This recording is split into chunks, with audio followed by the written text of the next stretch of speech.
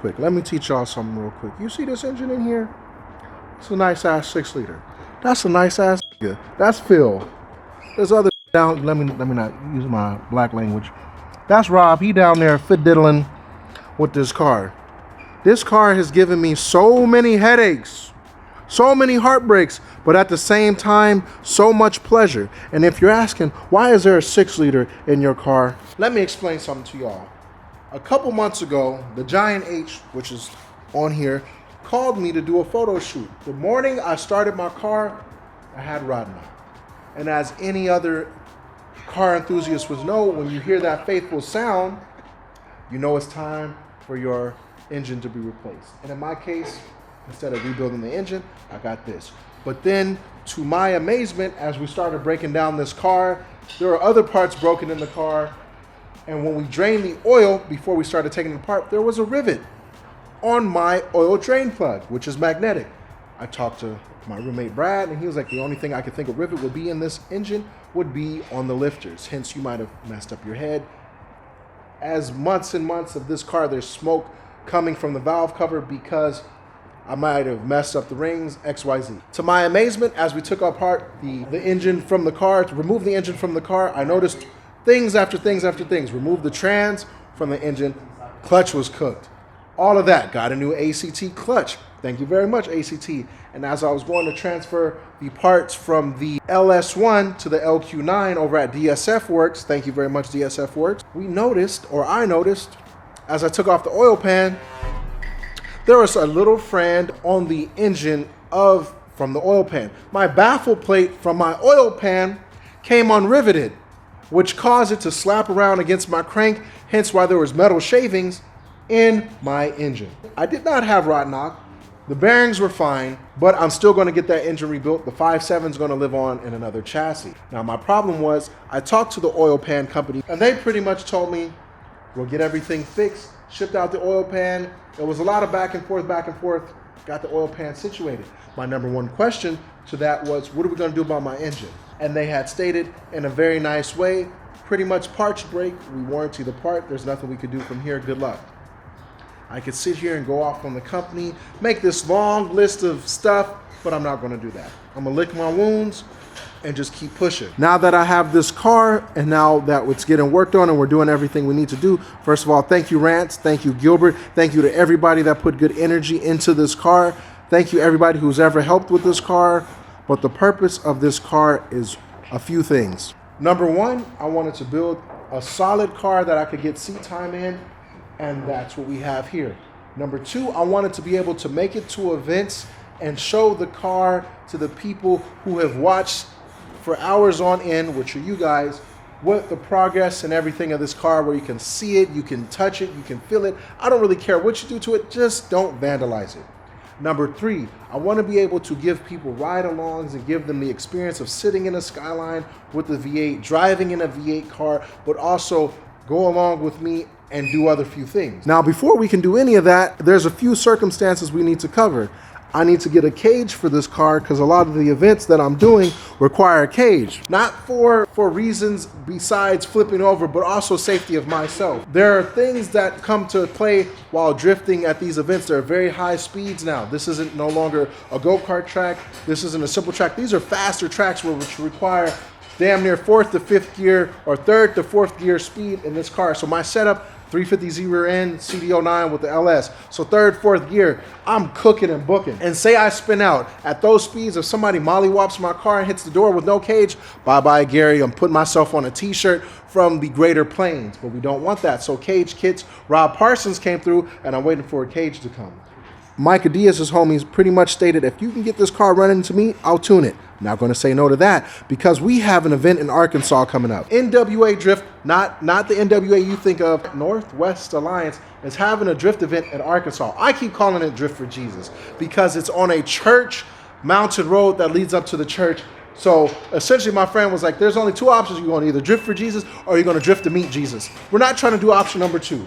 The goal is to get this car there, make the right amount of power, and do it the right way. All last year, it was rushing to events, shortcuts, this, that, and the third, because we needed to make it. I want to take and use the proper help and the proper time and not be on such a deadline where we only have certain time to do things. And since I have a lot of time freed up to do things with this car, that's what we're going to do, is address everything the right way we need to do it, suspension and all of that fun stuff. So you are going to join me as this car gets worked on, and you notice all the clips and everything was to get here. But the way it's looking, we are on the right momentum to get everything done. I want to first shout out, thank you to Pop Shop Rob. This man was essentially the first person to get me a diff for this car so I could slide and glide. Thank you very much. If you need any UZ help or any type of help, don't call him. He don't know shit about UZs. I know a lot of shit. What you know? Shit, everything. He know a lot.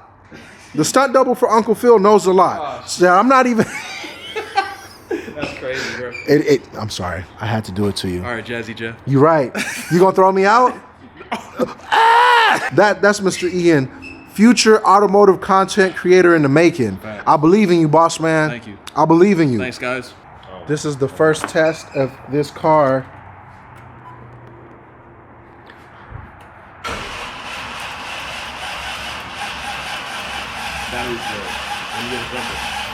Hey! Hey! You hear that?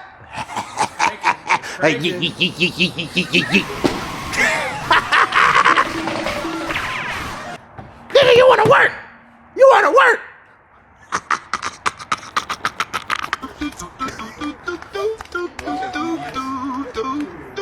I'm super ready. Bro, you don't know how many times I've tried to cry and the tears won't come out. You don't understand. Like, my body physically won't let me cry no more. Like, I'm deep. Like, my tear ducts are like, David Goggins is in my head. Is David Goggins mixed with the Green Goblin? He's like, bitch ass, why you crying? Where's your oil pressure? It's on here, but everything's reading negative right now. Okay. We'll be back after these commercial messages. Are you a nigga? All right, moment of truth. Baby, from the nothing I've become. Bro, it's gonna turn on. You ready? You ready? Yep. Sim Salabim.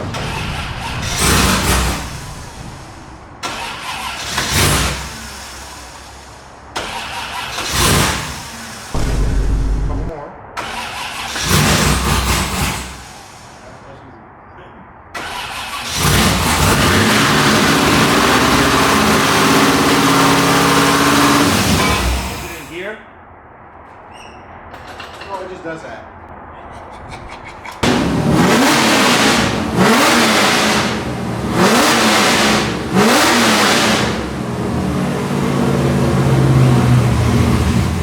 You better not. You better not.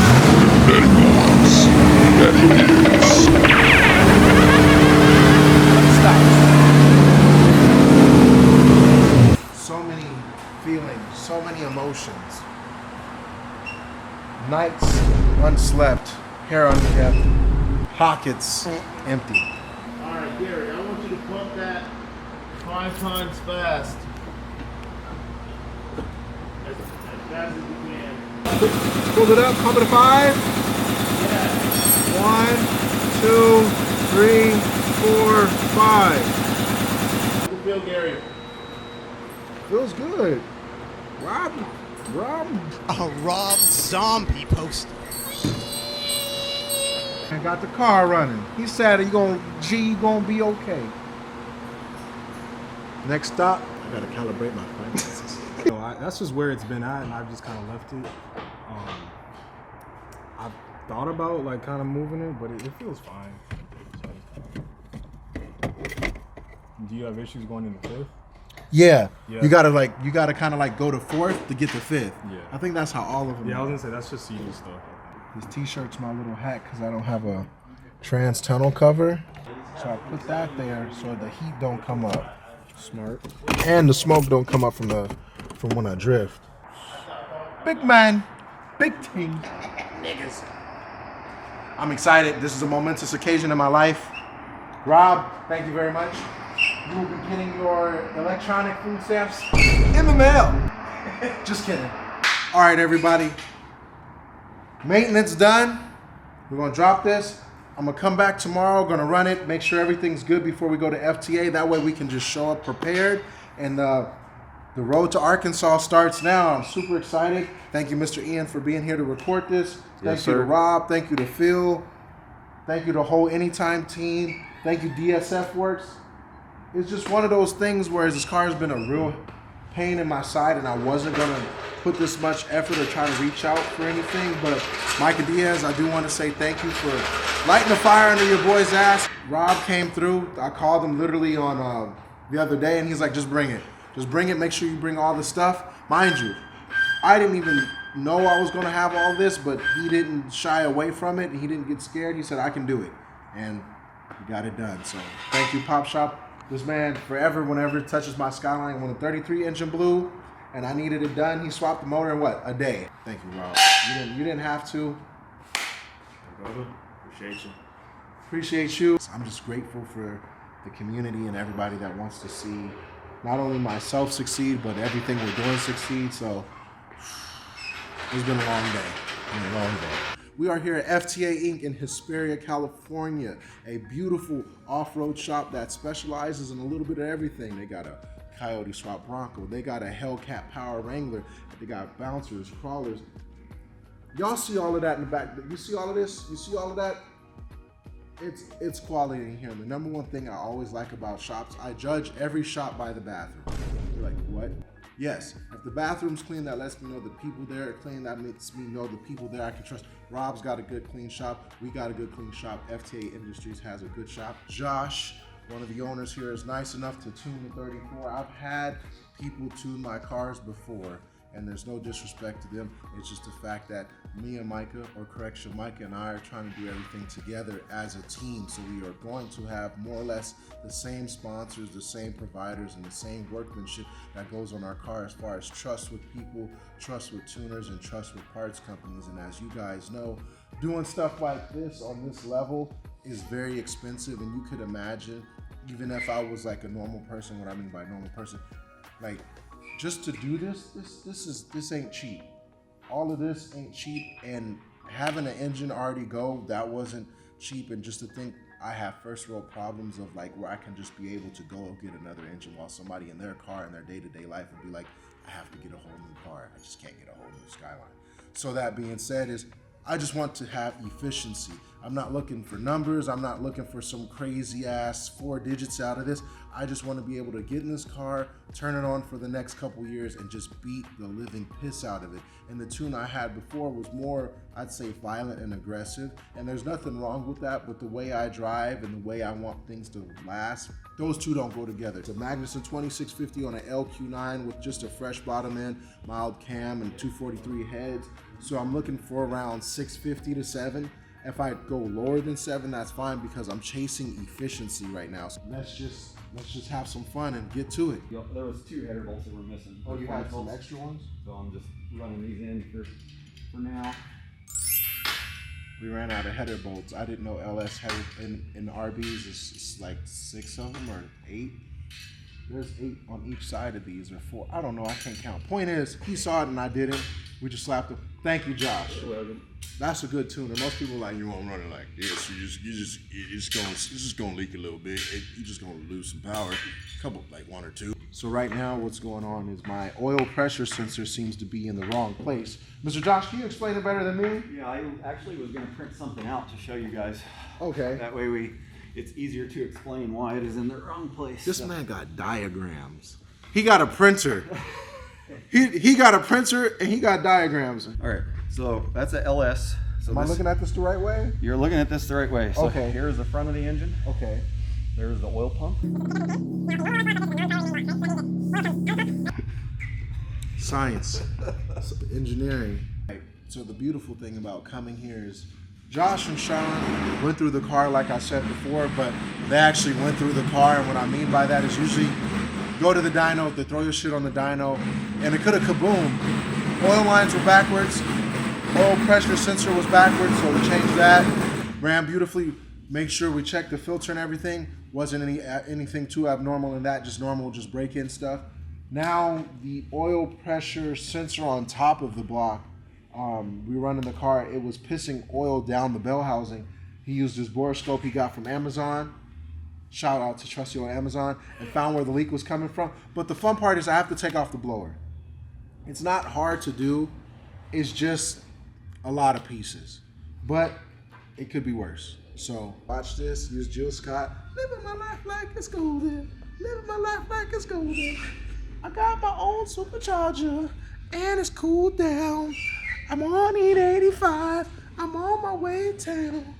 You can't tell me what to do, cause I'm that guy. You better watch out now, cause these tires gonna fry, cause I'm living my life like it's golden. Living my life.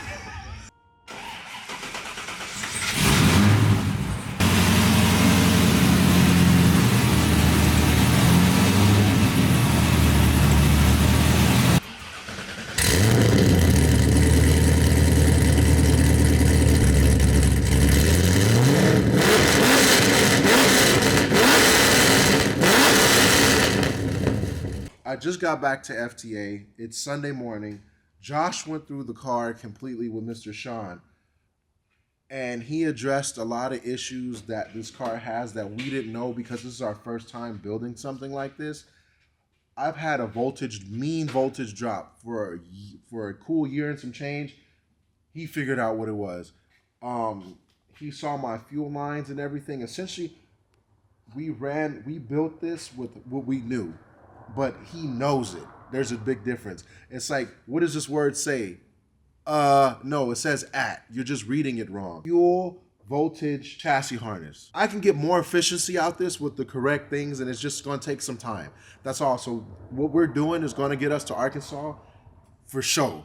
It's getting us to Arkansas. But moving forward, we know to make the power and efficiency I want. If this car is ever going to see any type of 4-digit power, anything above 700, we need to do dash 10s. We need to get chassis harness. We need to do this because it's all this little shit that can go wrong as I'm driving. And it's happened all last year. You saw this car randomly stop, die on its face, do this, do that. And it's just because we didn't know.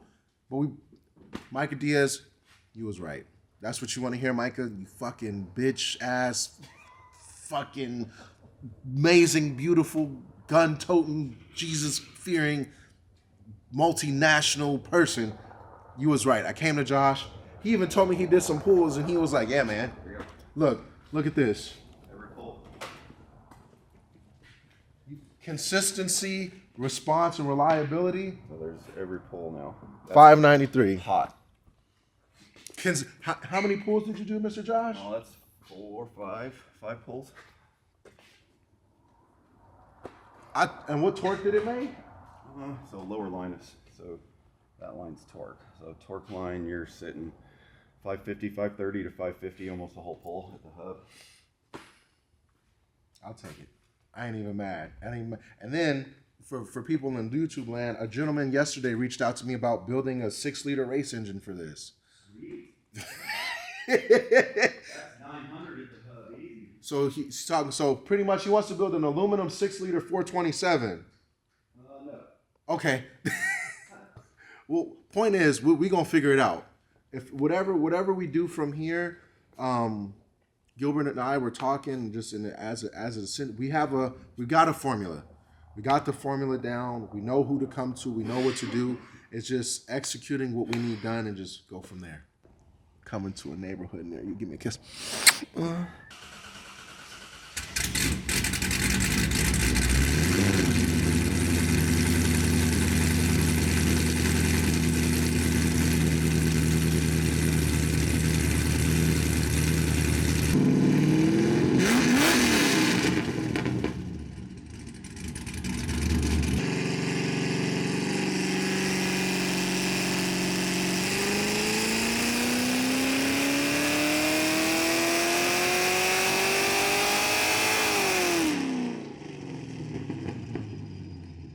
584, 537. Yeah, so you're gonna be in that range. So up here, we're gonna be in that range every pull. Oh, and the cool thing is, since I'm going a mountain, we're in a higher elevation anyway. Basically, what we've figured out is hub up here is wheel at sea level. Oh, really? Yeah. Oh, because of. Oh, yeah. Yeah. Damn. So it's pretty close. Thank you. Yeah. I mean. So yeah, like I said, let me work on a couple other little things, and then Shouldn't be. We should be pretty much good to go. Yeah, I was just gonna drive this back home. How's the alignment? It's just the steering wheel's crooked because we moved the every. Remember, he didn't do any. Yeah, that's it. So I just need to realistically.